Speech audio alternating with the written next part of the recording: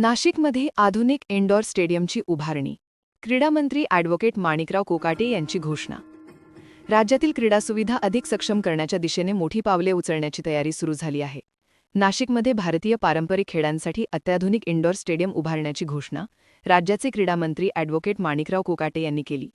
प्रस्ताव त्वरित दाखल करण्याच्या सूचना त्यांनी संबंधित अधिकाऱ्यांना केल्या आहेत.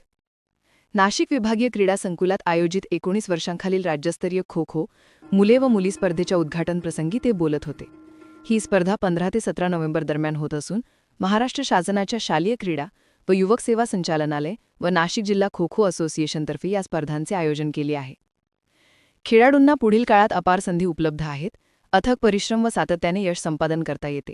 शासन खेळाडूंना अधिकाधिक सुविधा देण्यासाठी कटिबद्ध आहे, असे आवाहन कोकाटे यांनी केले.